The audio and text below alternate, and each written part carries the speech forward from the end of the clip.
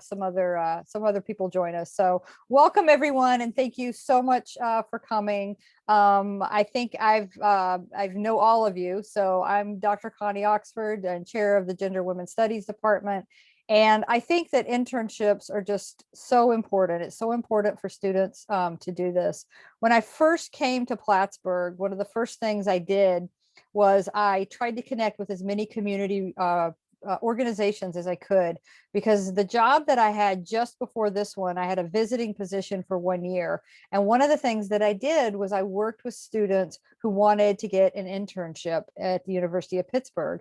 And Pittsburgh was a large city, so there were a lot of organizations, there was a lot going on. And I worked with them. So I already kind of knew what to do. It was just moving to a place that was a little bit smaller, that didn't have quite as many organizations, but reaching out to them. And I have to say, it was really very rewarding meeting people in the community and having students connect to people in the community. And one of the things I remember most was the woman who ran Stop Domestic Violence. Her name was Judy Scott, who did the internship program there at the time. And she said, she came to one of my classes once to talk about it. And she said, doing an internship is the closest thing to what work is going to be like when you have a job, when you leave college, of any of your other college experiences. And I have held on to that the whole time. And I always repeat that when I do these little talks, because I think that's absolutely true. I know it's always frustrating to feel like as an intern that you're working but not getting paid, but you're learning what it means to be an employee in a kind of way. You're learning what it means to be responsible in a different kind of way, about showing up on time, that if you don't do your work, it impacts other people, and what that means. And you're getting real experience. I always tell students, if you can financially afford it, if you can work as an intern in the field you want to go into for your career, even if it's for a short period of time, it's better to do that and get real skills that can be transferred into your job for later, rather than just working in a job that might pay you money, but it's not going anywhere in terms of advancing your career. And of course, unless you're rich, and I'm certainly not. And anytime I've had to do volunteer work or anything, I never actually had a formal internship, but the times in my life I've done volunteer work, I always still had to have some other job, even if it was a cruddy job, just to pay bills. So I totally understand that, not everyone has the luxury of being able to do it. I've never had it myself.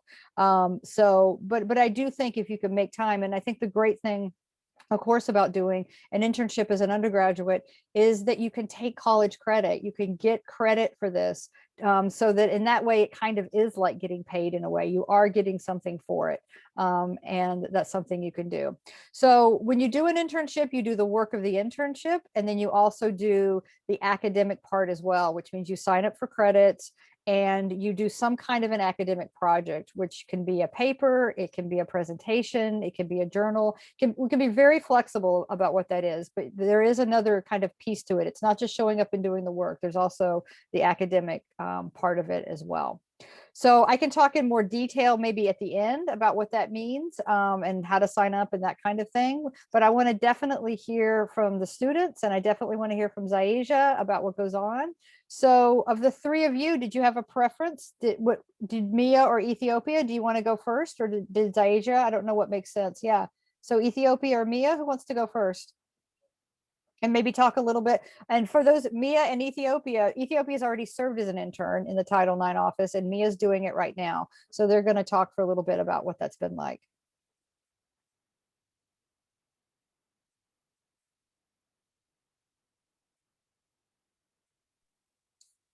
We can't hear you just yet, Ethiopia.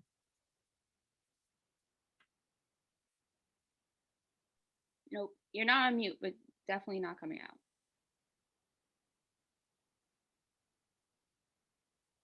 Check your microphone. It's like when you go to the mute button, check where it says the microphone is coming out from.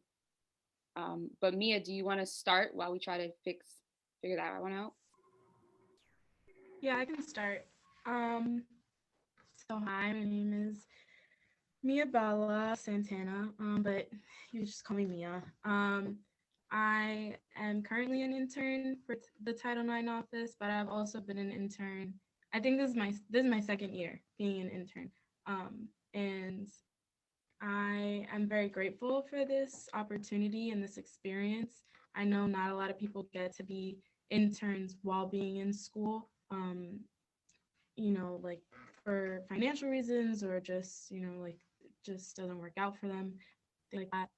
So I am very grateful to be a part of this opportunity and this panel and everything. I took away like a few things from being an intern here. I definitely have grown in terms of professionalism.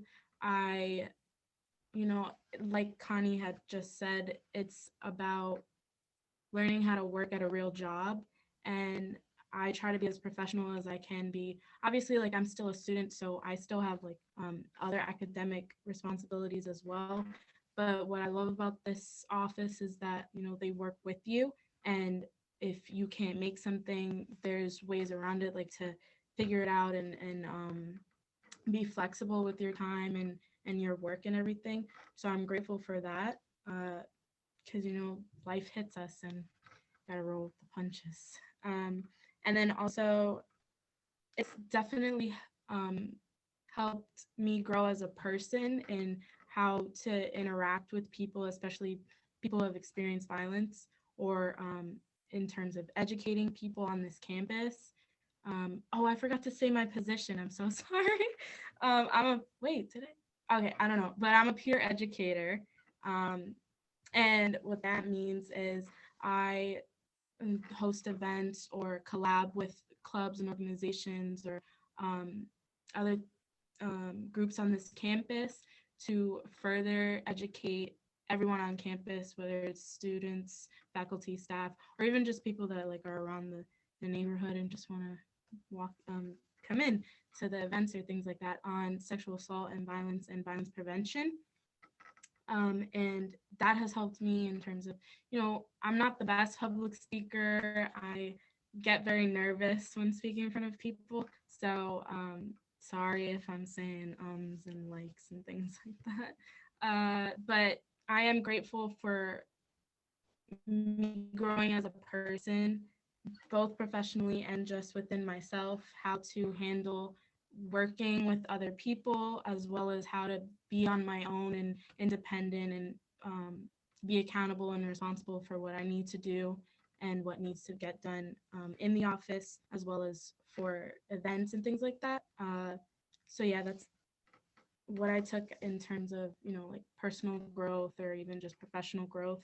But then also, I think the office itself has provided me with a place to learn, and I'm constantly learning more about ways to help, ways to prevent, ways to educate, and also, other organizations that are either around Plattsburgh, within the state, or even even out of the state, which is a wonderful opportunity because it opens doors and you meet new people, and that's what being in college is about. You meet new people, you're here to learn, grow, and experience things. So I'm beyond grateful for having this opportunity, and I really do feel like I wouldn't have the same experience had I not been an intern.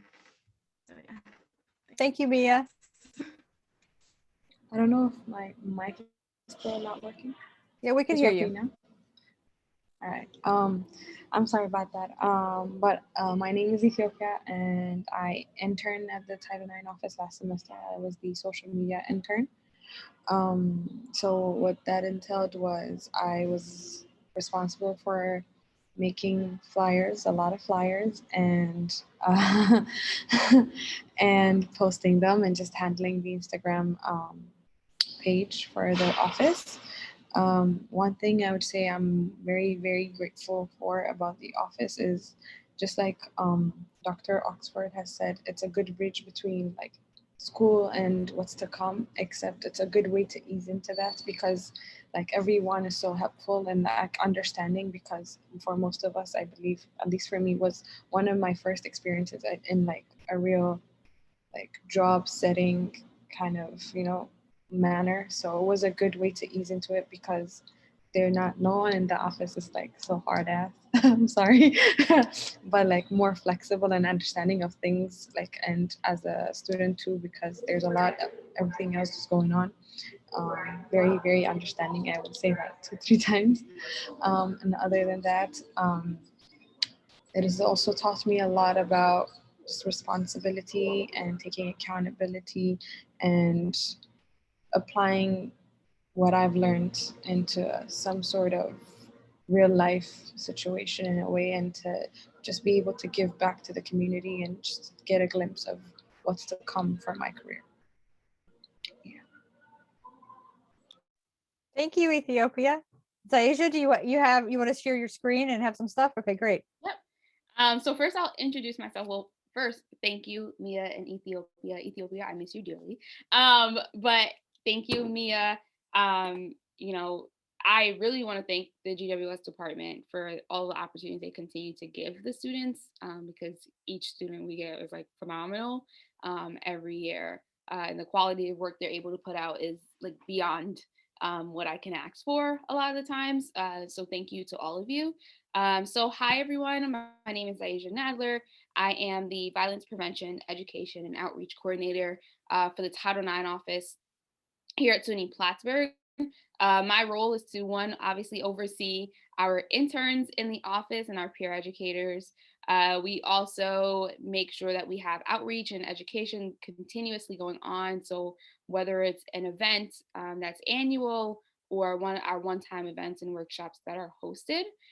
So I am going to share my screen just so that I can talk about our website, which is where you're going to find the most information about our internship opportunities. I will also say that there may be some new opportunities coming up, but we're not promoting them just yet. So inside scoop here for all of you. We're working to try to figure out a way to do like a build your own internship. Because one of the things that's really key for us is that we want students to be able to take, as Dr. Oxford said, the skills they learned here into their field, right? And sometimes people don't realize how much violence prevention fits into every single field. They often think it's just women's studies or gender and women's studies, or it's just social work or human development and family relations. But it's in STEM, it's in the human services, it's in education. So we really want to make sure that it's in business. So we really want to make sure it's ingrained in all those opportunities. So for any of you who might be watching this at a later date, that may be a sophomore or maybe even a junior, please know that it is something that we are in talks and hoping to do in the coming years. But I'm going to go show my screen now. So as I mentioned, our website is constantly being updated. The dates on the actual website for internship is incorrect, but on the form is right. We're just waiting for marketing to update it. So we do have a few different opportunities. One, we have, as Mia mentioned, our peer education program. It's called PEDAL, and it is an acronym. I'll start with that first. It is an acronym because what we're destined to do is move the narrative forward. So it's a peer-to-peer engagement opportunity in order to educate their peers and then to dismantle a culture of violence and leave a legacy here at SUNY Plattsburgh through raising awareness. So that's the mission of our PEDAL program. You are going to club events, talking, asking them if you can share information. You are, booking in collaboration with clubs, organizations, and departments in order to really work and be hands-on with student groups throughout campus. It was actually revamped over this past summer. So Mia and our two others are like first ones to go through it. So there will be some tweaks in the coming years, but so far so great. They've been doing a great job in educating with that. Some of the responsibilities that you can obviously be looking forward to is when we're back in person, whatever that looks like, is like tabling. If we continue to be not in person, virtual, or if there's ever time where we go on pause, we may end up starting like office hours with the interns. But one thing for sure that we've been doing that's been working really well is our real talks on Instagram. So bi-weekly on Instagram, on our Title IX Instagram page at 12 o'clock. We go on Instagram and the peer educators pick a topic and they talk about their topic. They engage the audience in a lot of ways. So again, we got that public speaking, we have education, but we're giving you all as students the initiative to choose a topic of yourselves of what you want to inform the community about, whether that be Women's History Month, Sexual Assault Awareness Month. The conversation today was about social anxiety and how that's actually, a form of trauma as well for some people, and discussing that. So it's really open. We want you, again, as students, to be able to navigate it and pick your own course and things you want to become. Some good skills for that. We ask that you have a 2.5, but if you don't, we require 2 references. So if you don't have a 2.5, we ask for a 3rd reference. And the reason we do this is because you come here for school first and foremost, before anything else. And really, an internship can sometimes be a lot, especially peer educating, coordinated with clubs and things like that. So we want to make sure that between our office, your faculty advisor, that you are also staying on top of your schoolwork more than anything else. As Mia and Ethiopia said, we're always going to work with you, but again, your grades come first. So we ask that you don't have any current or previous responsibility. So that's when you have a formal case and it comes at you found responsible for sexual misconduct and or interpersonal violence. Again, because we want to make sure that we're practicing what we preach in our office. This may change in our future as we continue to talk about restorative justice and working through that with individuals. But as of now, this is where we are. We ask that you're able to commit to an entire year. But again, we have been flexible with this before. Depending on the needs for your credits, the hours can change, but typically it is an 8 to 9 hour minimum a week. We like time management skills, leadership skills, being able to be familiar with Google Docs and Drives and stuff like that, which as a student, you become more and more familiar with them, especially as we've become remote. So to apply, it's pretty much the exact same thing as our internship. You complete the application. The link for that is different, but it's the same application pretty much. You tell us some questions about why you're interested, why you'd be a good peer educator. You rate yourself a little bit about your public speaking skills and things like that. You do not have to have been in a leadership position before, right? We're all about teaching here, but we want to know if you do have any experience, right? Because that may help us, especially when we're trying to tie in what you'll be doing with us with what you've done previously. We ask that you submit a resume, cover letter, and 2 references. So if anything comes up, we want to know who are the people that we can contact. And the other reason we use references is typically when you're making a reference, it's someone that you trust and someone who knows you well. So if we ever have any concerns, we see some behavior that's going on, we may even reach out to the references to say, hey, this student's going, is seeming, we haven't seen this student in a while, right? So we may reach out to your reference just to make sure that you are communicating with someone on campus prior to going to the counseling center or something else and to give resources. After you've submitted your application, you will just schedule your interview. The link is right there. It's a you can book me link. If you ever email me, it's in my signature. It's very, very fast and things like that. So very easy application process. Applications will open on Monday for all, but if you want to get a head start, you totally can. So that's our peer education program. And then we have our internship opportunities. So we have 4 that's listed, 4 different responsibilities. Our first one is our campaign intern. So we work to figure out what's a campus-wide campaign that we can do and promote, or what's a large office initiative that we've done. So for instance, before we have done a competition with different departments to raise cans, collect cans, toiletries, and everything of that nature for Stop Domestic Violence and for our on-campus food pantry. So we've had SUNY's Got Your Back and did all of that and raised a lot.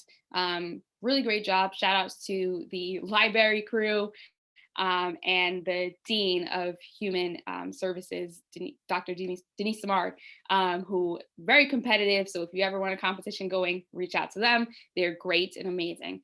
So those are the large campaigns we do to really make sure that we are across campus reaching different individuals and still maintaining and being involved. We also have community collaboration workshops. This one's put on hold currently. We are always in the planning phase. But our community collaboration workshops is really big for our office.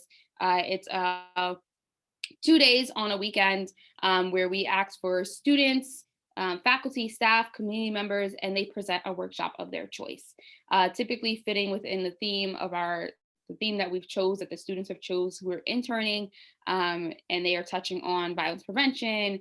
We've had conversations about BDSM before. We've had conversations about race and violence against the transgender community, so on and so forth. So really well-rounded, but really wanting you all as students, faculty and staff and community members to be involved in creating your own workshop, because oftentimes students don't get the opportunity to do a workshop themselves and teach their own professors. So that's something that we hold dear to ourselves and are hoping to bring back, but of course, because of COVID, we have put that on hold for this semester, but are looking to bring it back. We also have the LGBTQ+ resource committee that runs through our office. It's also in connection with the Hub, which is a part of our Center for Diversity, Equity, and Inclusion here on campus. And this person, again, does the outreach for LGBTQ+, checks the climate with us, looks into data, research, figure out ways that we can be making a difference, if there's any needs that aren't being met for the community, and making sure that they are being met, or that the conversation is at least happening so that we can act moving forward. They also assist in planning large events for us, whether that be National Coming Out Day, International Pronouns Day, different town halls we have that, again, checks the climate, so on and so forth. And then lastly, as Ethiopia said, we do have a social media and marketing position, lots and lots and lots of flyers, because we always have something going on in the office. So you don't have to know how to make a flyer coming in. I would say, Ethiopia, you can correct me if I'm wrong. We will always give you feedback of like, these are the best ones to do. Like, you did a great job here. So we will always provide you any feedback that you need. You may even, we'll print them out. You may be responsible for dropping them off around the campus, hanging them up around campus as well. Anytime we have a flyer that might be outdated, we may ask that you, hey, we saw this walking past, would you mind go picking that up, and things of that nature. But really, all of the opportunities will give you the opportunity, all of these will give you the opportunity to connect with different community members. We try to bring people in across campus. We do a training before you start. We do community bonding. Obviously, because of COVID, it's been rough this past year in our community bonding, but we have been to like Point of Rush together a few times. We've had we had lunch at our coordinator, Title IX coordinator's house before. So, it's not just to work you here. We really want to get to know who you are as a person. If you ever need assistance, you're going through something, we try to celebrate birthdays really here in the office. But as I mentioned, it's the same process for application. Again, it will be open on Monday. If you go to the form, all of the information in terms of dates are up to date on the form, and you will see more information. So applications are due by Sunday, April 25th, and then interviews will start on the 26th. So we want to make sure, again, if you're having any questions, you email me before then. But please feel free to know that you can ask questions if you ever have any. But you can always use our website as a resource. We have a ton of things on there. If you're looking, actually, I'm going to just share my screen again. My bad, should have said this.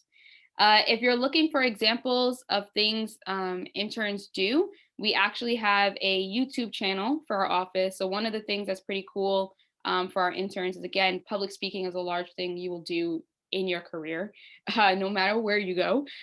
So one of the things is we require our interns to host at least 2 events. So if you go to our YouTube channel, I'm gonna try to skip this video, obviously. Once it loads, there we go. If you go to our YouTube channel, not only will you see all of our events from last semester still to be updated for this semester's events, but you will see, it's never where it's supposed to be. You will also see our interns events as well. So for instance, this is a current intern that was here last semester, Kelsey Harland, talking about domestic violence, our LGBTQ resource committee interns, and they all get posted. So we want you to make sure that, you know, again, it's not just right now, but it's a commitment. And we want to show you off a little bit as well in all of your accomplishments that you have. So that's all I have on my end, but more than willing to take any questions that you all may have. I love the YouTube channel. I didn't know that you had one. Do other divisions in DEI have their own YouTube channel? No, I don't think so. It happened for us because we were like, what are we gonna do with everything remote? Like, how are we gonna still reach people? Like, we have so many events and things like that. So no, the hub currently doesn't have one, but all of our things get saved also on Instagram. So the hub events are on their Instagram, like their Instagram TV. You will see some of their events. Okay, nice. I had a couple of questions. What's the rest of the acronym for PEDAL? I'm assuming peer education is the first part. Yes. So peer education, dismantle a culture of violence, awareness, and leave a legacy.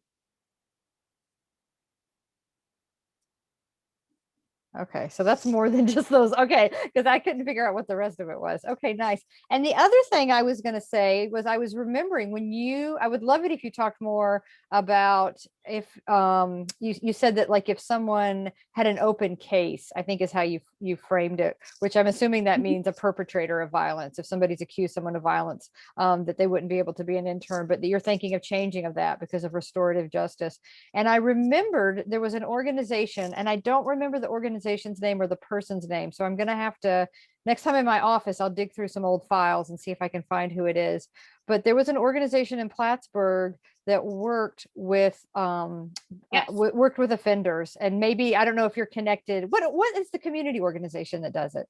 Oh my goodness. Now that you ask me, I cannot But think you know of who it. I'm talking about. But I had a student, I remember I had a student who did an internship. It was my first year, and she was super excited and she liked the idea. Now, of course, most of these people were there under court order. And these were usually perpetrators of domestic violence. And they were there because they had to be. But the student was very, she was determined. I mean, she was just like, I know people can change, and, was really, wanting to do that. And I remember meeting with the student and talking to her about safety and about her own safety and what does it mean to be connected to people. And even though people who are perpetrators of domestic violence aren't necessarily perpetrators of other types of violence, but they can be. And I know that when we started talking, it wasn't on her radar that these people might hurt her. And it quickly, her facial expressions let me realize at the end of our conversation, I didn't want to terrify her. I mean, to the point of not doing this, but just sort of thinking about what this means, because it's very different. It's one thing to work with survivors. It's another thing to work with the perpetrators. So I'm just curious, like, can you say more about what your office is thinking or discussions that you're having about that? So I can't say too much because I don't want to spoil it. But the organization's name is PACT. They actually changed their name. It's called PACT, P-A-C-T. It's an acronym. Personal, I'm going to get it for you. I just texted Autumn, who was involved with it as well. But personal accountability is changing tomorrows. I'm pretty sure that's what the acronym stands for. And fun fact, I mean, it's not going to be helpful. It can be if any of you are like sociology majors, but a cool thing that's going to be coming from the sociology department is they're actually going to be they're doing a partnership with PACT. So internships will be coming with their sociology students will actually be interning with PACT as well. So that's an amazing opportunity for there. So for us, for us, right, our office is required to be neutral. And while we understand that people may have harmed others, we take that very, very seriously, obviously. But at the same time, we want to give people the opportunity, especially those from our conversation with people impact. So Dr. Saban is one of them. Saban, I always say his name wrong. Saban is one of them. You know, we had a conversation with him, and if you go on in our YouTube channel, his interview on it, and then Planned Parenthood actually has a program on their side too. Nathan Niles is over that, so we did interviews with both of them, and from there they were talking about, you know, how accountability is a huge conversation for them. Like that's their main focus. So for us, a part of the conversation was this is also a tool of accountability, right? You are learning, you know, why people might not leave, why it's not easy, how your harm has long-term effects on people and things like that. So it's another opportunity to talk about accountability because that's what we want to really ingrain, and we want to keep the conversations that's happening in the community and just bring them onto campus. But the restorative justice practices is really coming through strong from our Office of Diversity, Equity, and Inclusion. So there'll be a lot more education coming through, especially for the campus as a whole, about that. So once I have more, you all will have more, and I'll definitely keep you posted. It's probably not something that'll happen again in like the next year, but it is something we can for sure continue having conversations about as well. Yeah. Nice, thank you. Mm-hmm. So anybody have questions? And especially, I don't like calling people out on the spot, but Ava, do you have like questions? Because if you're interested in maybe doing this. Oh, I'm okay. I don't have any questions, but I am interested in doing this. Okay, great. So you've got some great contacts, you know, with Zyaijah, whenever you're ready, whether it's going to be in the fall semester or another time, being able to reach out. Great. Thank you so much. This was Thank great. you. Thank Yeah, you. thank you for coming. Of So course. I guess my question maybe for Ethiopia or Mia, any like surprises, like things like you didn't think you were going to learn that you learned, or, you know, it's hard not, I mean, everybody has assumptions. You go into situations and you think something's going to be a certain way, but then maybe it turned out to be totally different in a good or a bad way, you know, but definitely is a learning experience. I can go. I think since I've been in this office for such a long time, I know 2 years doesn't sound like a lot, but I mean, it doesn't even sound like a lot for me. Just because I've been here for so long, and I feel like it's been longer, honestly, because like, I've just enjoyed my experience here. And 2 years as an intern within college, I feel like isn't always what people do, you know, at the same internship. Sometimes people want to broaden their horizons or whatever, but not me. No, I'm just kidding. No, but I really do love this office. I was able to like learn different things that I didn't think I would. Like obviously I'm learning about how to deal with sexual assault awareness and how to um, provide resources for people, as well as, you know, definitions for people who may not understand completely what it is we do here. But then also, like, I've been able to be um, working at like the front desk of the office for a little bit, and that was a great experience for me because, you know, now if I were to walk into a job and they needed um, assistance, like I'm qualified for that. You know, I've done it enough to be able to hold my own, and you know, it's little things like I'm grateful for that. Or even with flyers, you know, that wasn't my title, but you know, I've worked with flyers before. I've, you know, figured out how to. It was very hard to figure out, but I figured it out, like how to edit things like that. I'm not the most tech savvy, so I really enjoyed, you know, learning things like that, or even just having a place where I enjoyed going to. It didn't feel like work, which is, I think, an important part of, you know, any job. You know, obviously you want to have a day off every now and then and things like that. And I understand, but that's totally different from feeling like your job is a burden. And for me, like, I don't feel that. And I'm always saying how grateful I am to be a part of this. And also, like, I really want other people on campus to experience an internship like this as well. So maybe it's not within the Title IX office, or maybe it's within DIE, or even just within the GWS department. Like, there's so many opportunities. That's why, not to be biased, but this is a great department. But yeah, and I think, like, even just little things, I was surprised to learn little things about myself as well.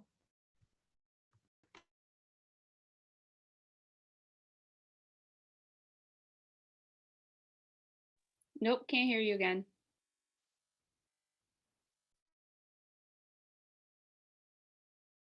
Can you hear me now?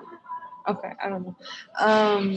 I just wanted to add, I knew like like doing an internship would be different from like classes and like, just the educational aspect of it, but I didn't think it would be that much different. I think the one thing I've learned is it's so much different to have a deadline for a paper midnight and to have a flyer posted by sometimes just different. It feels like there's a lot more at stake when it's for a job than when it's for a class somehow.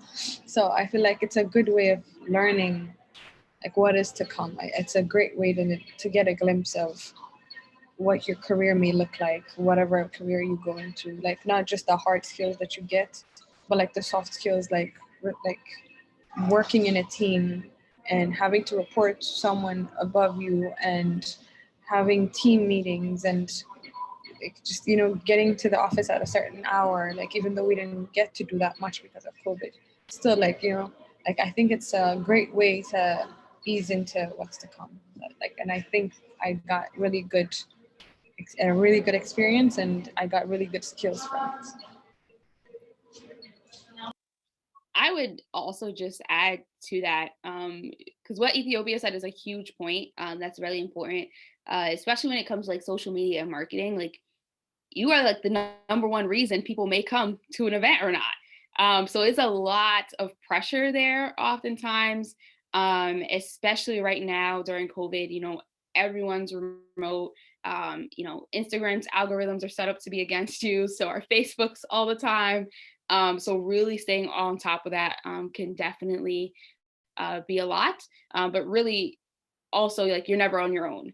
So as Mia said, like we'd have people jump in and help and assist as much as possible because we know how much these different positions and these roles can be.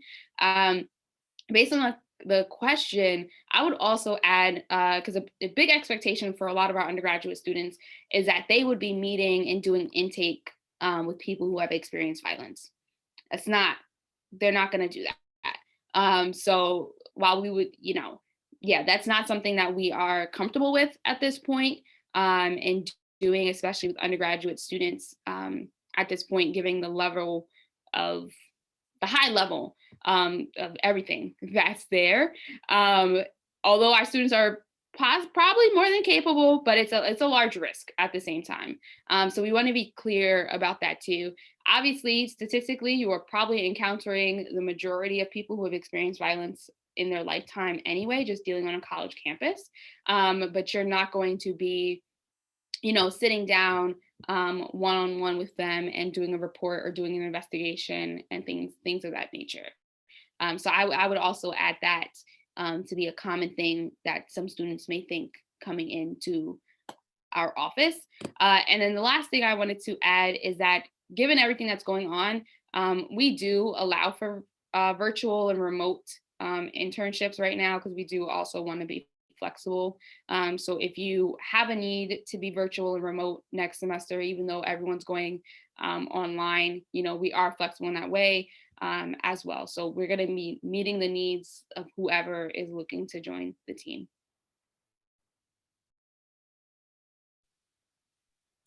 Oh, this is great.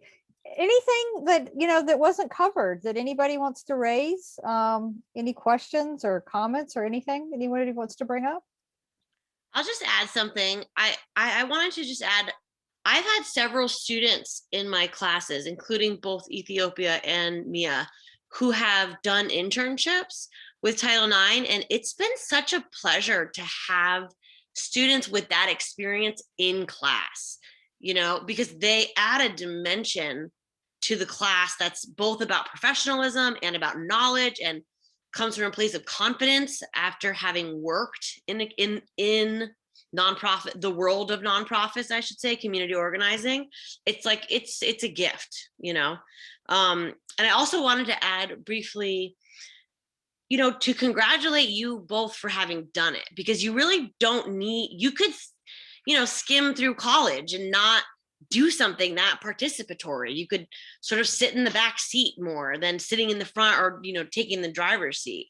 It's impressive. And, I have to say, I think it really does set you apart in getting a job, because I remember looking at applications. I've worked in lots and lots of community organizations, and students fresh out of college, who have had experience like this just stand out, like it does look different.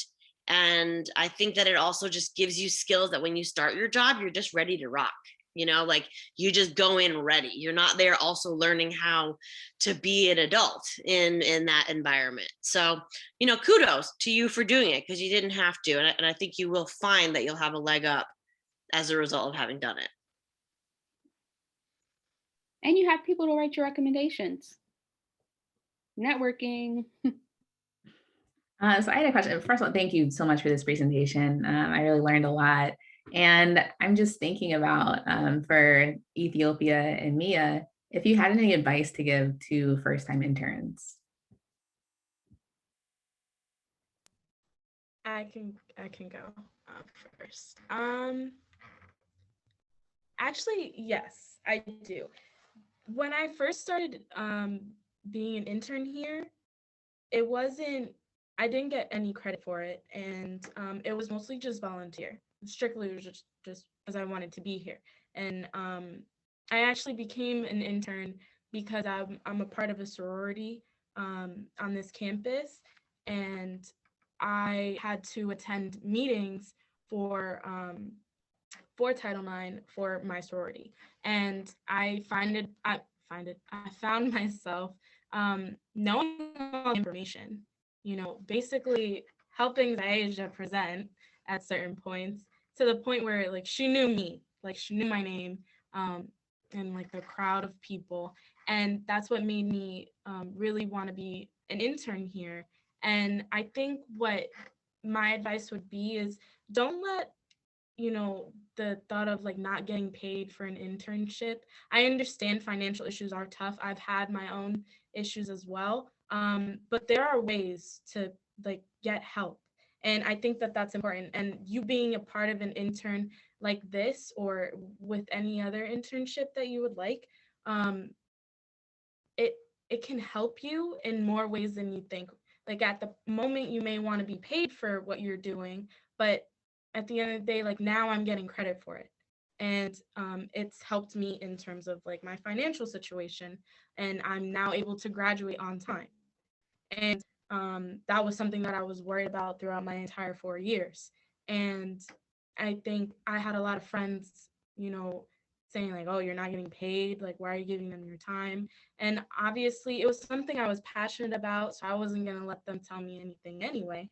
But I think oftentimes some people do get discouraged, and they hear that, and then in the back of their mind they're like, is it really worth it? And I think 1,000% it is worth it. Whether or not you're there for a semester, for 2 semesters, for your entire college career, that's up to you.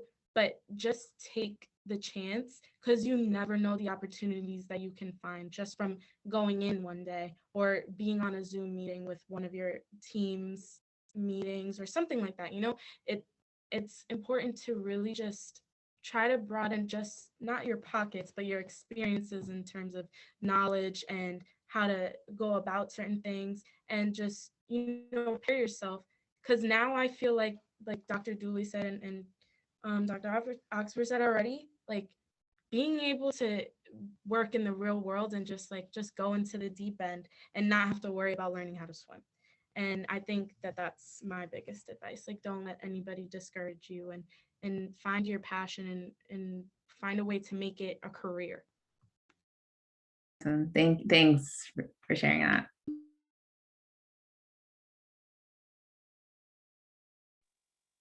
So I think it's something that when you turn, you mute yourself and you unmute yourself, because yeah, again.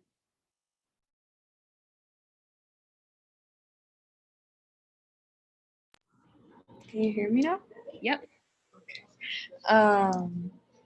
My only advice would be with classes and the internship, it might be hard to balance everything out, but just try and stay on top of like your work. And if ever you feel as though you're slacking, though, don't hold back. Just say that, oh, this week is a little busy for me. Can I please, can someone else cover my internship duties for this week? And there will be people up for it, and it's not going to be a problem.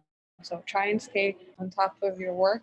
But if ever you feel as though it's a little too much, don't hold back from saying, because like at the end of the day, you're a student first, and everyone understands that. So that's all.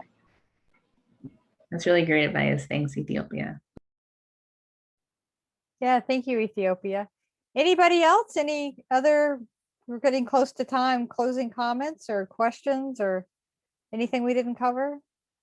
I thought it was a fantastic presentation. Mia and Ethiopia, you did great. I'm so glad that we recorded this. Zyaijah did fantastic. And I have to say, I want to do a shout out for Zyaijah. Zyaijah was one of my